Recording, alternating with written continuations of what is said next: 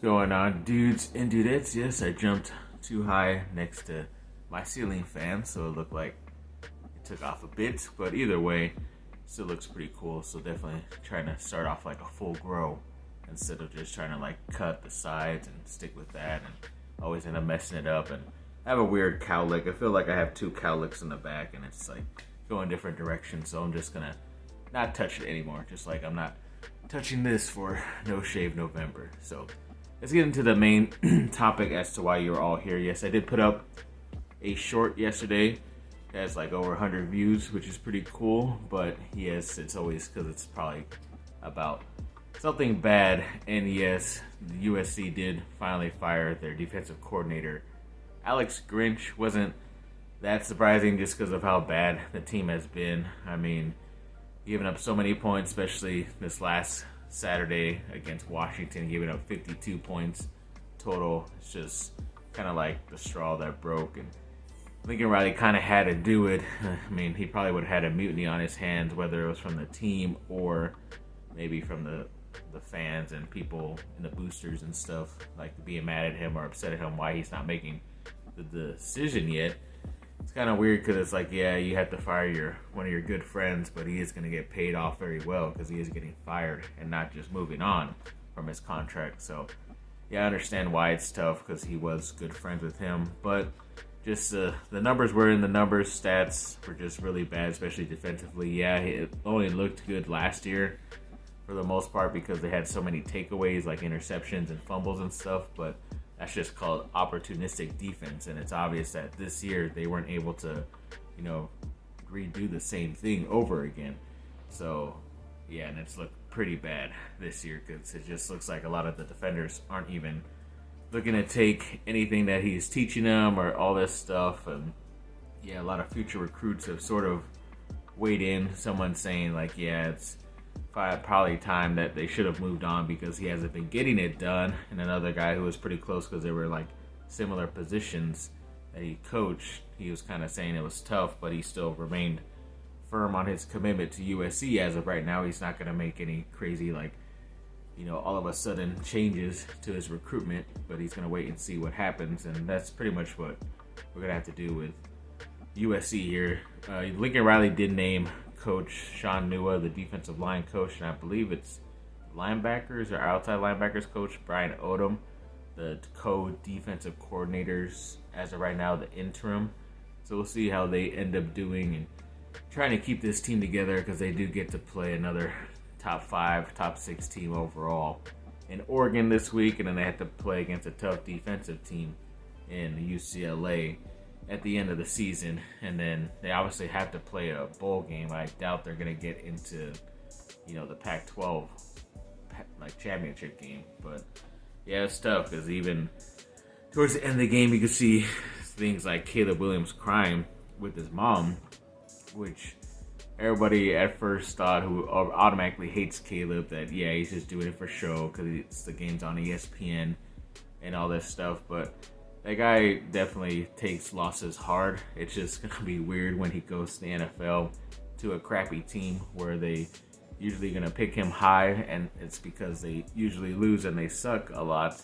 And how is he going to take that going forward in his career? But I just think it's just a little bit more now because he's really good friends with almost everybody on the team and wanted to have, high standards and high rewards for this season, not only for himself, but making sure they get to the Final Four because they were so close to that last year, and it didn't really matter if he won the Heisman or not. It was more of doing it for his teammates. That's what I'm assuming. But yeah, a lot of people already talking crap on him for him displaying that, but I just think that's dumb. It's just, if somebody else did it, if like Tim Tebow did it, then everybody would be praising it, obviously. But yeah, even this is the first time USC has been out of the top 25 under Lincoln Riley, which is pretty crazy. Only been here 2 years, but for most of that time, they've been at least in the top 25, so that is pretty interesting going forward. And then a 2026 athlete, Madden Riordan, who's a local product out here in SoCal, did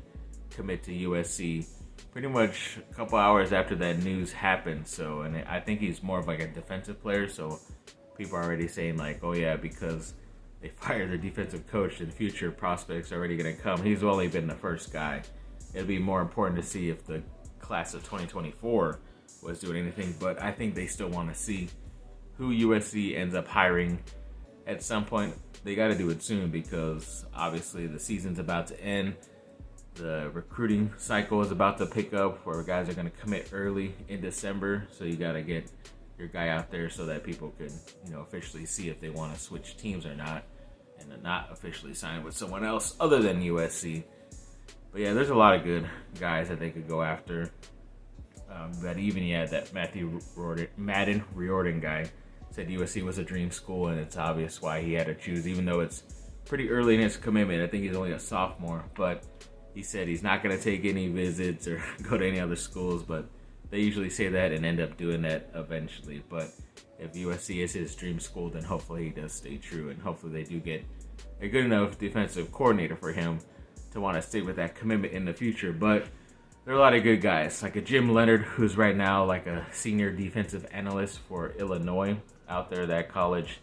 He was a good defensive coordinator for Wisconsin, I believe, but he did get let go or decided to move on.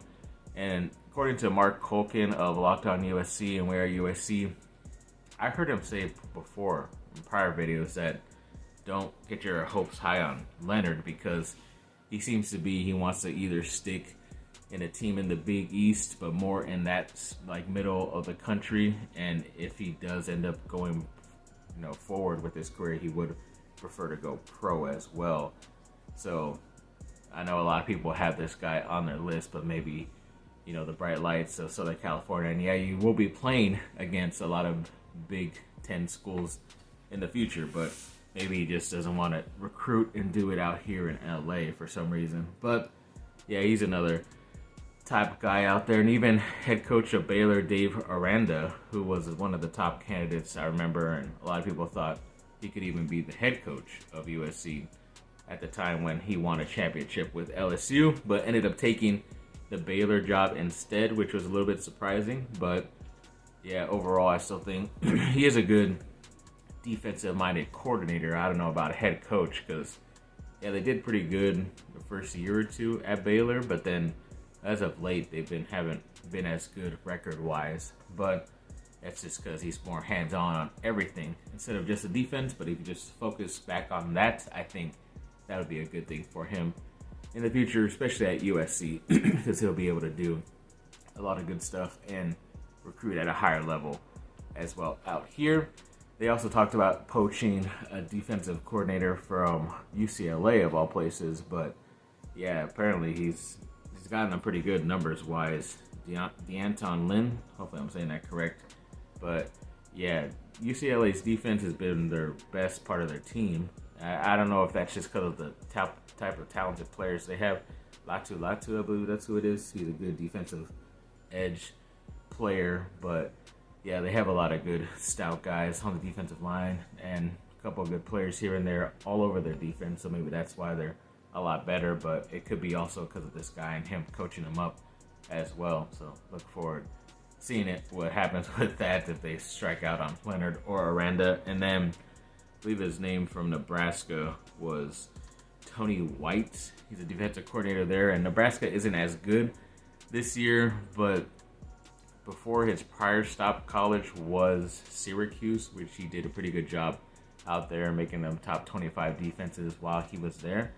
So I think he could be a good pickup as well, because I always liked Syracuse during that time as well. And maybe he was the bright spot and not Dino Babers, the head coach. So maybe he'd be a nice pickup. And then also a defensive coordinator from NC State in Tony Gibson.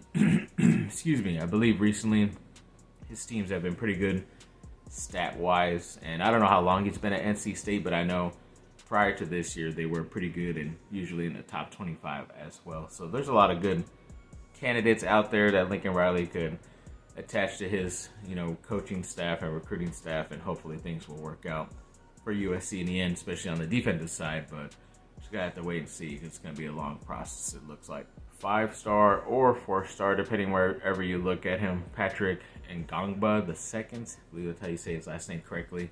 He did pick Duke this last Saturday and committed to them, which was nice because it obviously makes their 2024 class the #1 class. As of right now, they have, if you looked at him, it could be 4 5-stars to 1 4-star or 3 5-stars to 2 4-stars. But either way, still a very talented class. And he did one of the bigger jumps because he was like almost outside the top 100 and then jumped almost like in the top 20 over the last couple of summers. So very interested to see what else he can bring to the team, because he definitely looks like another top prospect for Duke. And a lot of people are saying because more guys are committing and they're still waiting on a guy, VJ Edgecombe, who was going to be part of like the trio of him and Ngongba and Flag. But people are seeing if like Isaiah Evans is going to not commit, or Harris as well in that 2024 class. But even Evans said on Twitter that everything's good. He's still strong with this commitment. So looks like it's just going to be a big time, exodus of a lot of these guys who are at Duke. If, Coach Shire is willing to add so many guys in one class for the next year and then not have any roster spots, because I'm pretty sure he knows a lot of these guys are going to be going pro at some point after this season. So either way, it's going to be a new team next year, but try to get as much talent as you can, because it's definitely going to help you moving forward into the tournament. And 2 Duke players in the NBA pretty much had career highs or really good games. Mark Williams, second-year player with the Charlotte Hornets, had a career high 27 points, 7 rebounds, and 2 blocks the other day for the Charlotte Hornets. That was pretty cool. And then Paolo Banchero of Orlando had 25 points, 10 assists, and it was against my LA Lakers. And of course, they started off that road that I mentioned. They're going to be starting in Miami, like on the road, and they lost that first game, which I thought they would be able to win because they just recently beat Orlando, but looks like not. And I believe they get the Miami Heat tonight, which is a better team. So we'll see how they do on this little mini road trip. But yeah, either way, congrats to those guys, because they definitely have been balling early in this season. And a 2024 defensive lineman, Jalen Carter, I'm going to get that correct. Jalen Carl committed to Duke the other day. I believe he was committed to North Carolina A&T, which I want to say is a Division II school for football. I could be wrong, but yeah, either way, he has committed to Duke officially, which is nice. Always good to get some local guys on your team out there, so that's pretty cool for them. And then the Mamba and Mambacita Foundation recently put out some new coolly designed shoes for their teams that they're sponsoring this year. And obviously USC and Duke got their shoes, and they're pretty cool. I want to say Duke is, because they said the Kobe's were on the USC ones, but then for I don't know if there's an announcement for the Duke ones, but they did say that those were the Sabrina ones, which I'm sure stands for Sabrina Ionescu, who's in the NBA, who was a really good friend and partnership with Kobe Bryant and helped out with a lot of those Mambacita, clinics and stuff. So pretty sure those are part of that. If I'm mistaken, then I'm mistaken. But either way, they all look pretty cool type of shoes, in my opinion. So definitely looking forward to seeing those out there on the court tonight. Yes, tonight, both Duke and USC play. Duke plays a little bit earlier tonight against Dartmouth, so that should be a pretty easy win against the Nerds. And then USC, I believe they're already in Vegas, so they play against Kansas State in Vegas, and that's going to be tough because Kansas State is either in, I think, Elite 8. I don't think they made the Final Four. They're at least Elite 18 this last season, so it's going to be a tough matchup either way, but looking forward to seeing what all these people have. And even CBS Sports recently did like a Final Four prediction. I think Duke was on 3 separate analysts' Final Four lists, but one analyst had both Duke and USC on his Final Four list, which obviously I'm a big fan of him now, but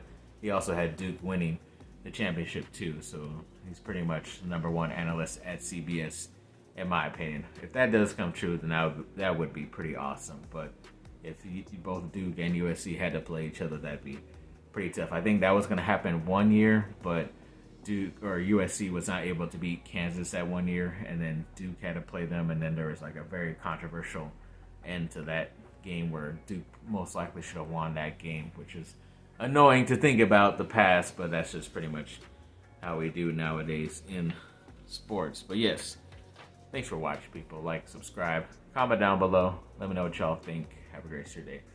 Bye. Go Duke and fight on.